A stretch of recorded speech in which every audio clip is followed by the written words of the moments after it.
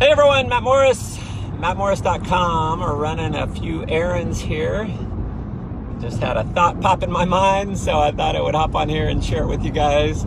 Relating to building leaders, if there's one thing I have been blessed to do, it has been to help facilitate the creation of leaders. I don't ever claim to have created leaders myself, but been involved in the facilitation process for sure, and really all boiled down to incredible mentorship that I received early on in my career in network marketing. And so I'll share a couple things with you. And I just thought about how it relates to children. My daughter had done an overnight stay with one of her friends, and they were riding a little scooter, like a Vespa kind of thing, and immediately in my mind, I'm like, oh no, she could get injured. But I held myself back. I didn't say that. And I was like, awesome. How fast did you go?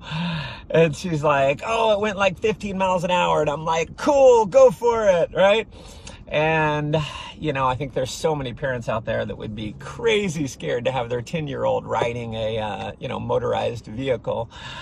And it definitely, the protective father in me felt that for a minute. But one of the things that, a quote that always comes to mind, my good friend Mark Gazzetta, incredible trainer, he says that we train our children to leave us. Now, my kids are 10, 9, and 6, and so they're not going to leave me for a while, but I'm sure it's going to come up a lot faster than I could imagine. And so my parenting style is a lot like my leadership style in network marketing. And it is never being a crutch, never enabling, never doing something for them that they can do themselves. And I will tell you, I'm incredibly guilty of doing that as a parent, doing things for them that they can do themselves. In fact, with my son, we all kind of do it. He's the baby, right? He's 6, and his sisters are very loving and nurturing. And so they're going to get him water and sandwiches and all kinds of stuff because they want to take care of him, right? And so what I notice about him compared to my oldest daughter, as an example, where I was more mindful of having her do it herself, is as of now she's a lot more independent. Maybe he'll I'm sure will adjust things and will make him a little more independent. But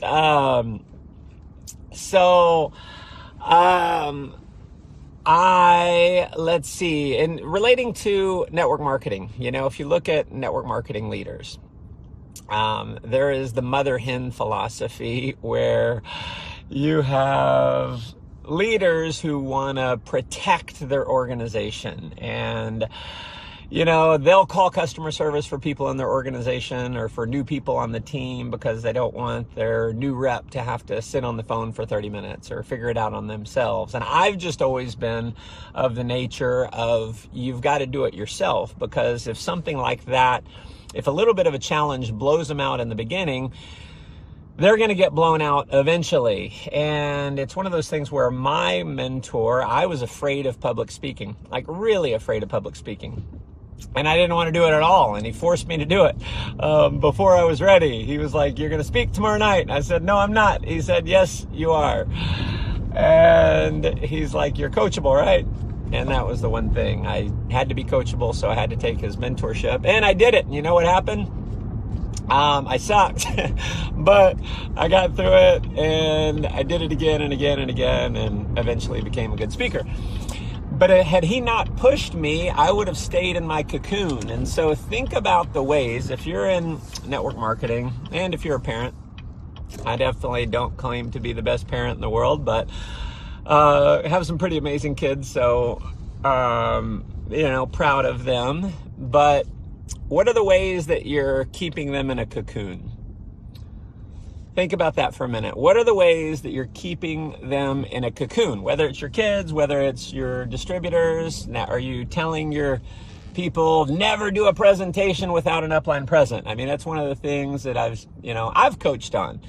It's always better to have 2 people doing a presentation than 1, and it is. So 2-on-1 is better than 1-on-1. And the old thing was, if you have 2 heads going like this and 1 head going like this, the 2 heads going like this, override the energy of the person going like this, and these 2 heads get this person to go like this, right?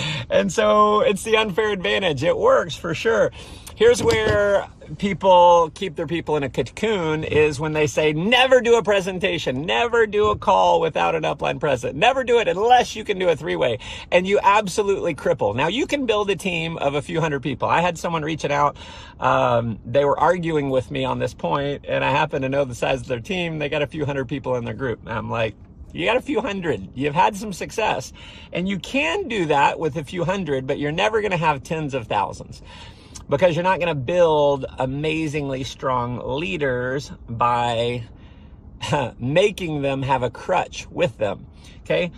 Top leaders aren't doing that all the time. They have the confidence to do it themselves. And so push your people to step out, push your people to do presentations before they're ready to do presentations.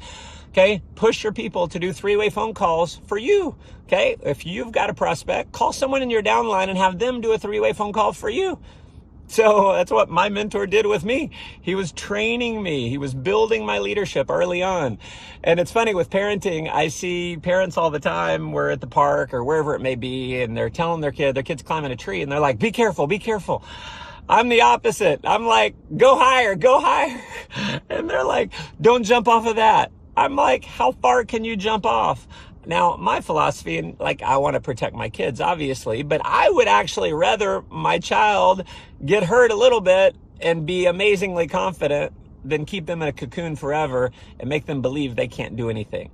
So it's the same way with building leaders in network marketing. Be careful about cocooning people, because it enables them and it makes them have a crutch forever. I am amazingly thankful that I had to step out and do it on my own early on, because it built leadership. So that's the message for the day. I am back to Aaron running. Appreciate you guys tuning in. If you haven't subscribed to my newsletter, hop over to mattmorris.com, put your name and email address in. You'll get my 5-day free video series on going from amateur to professional in network marketing. And you will get subscribe to the most valuable newsletter in network marketing. You'll have weekly tips delivered to your inbox that will definitely be of major, major value for you.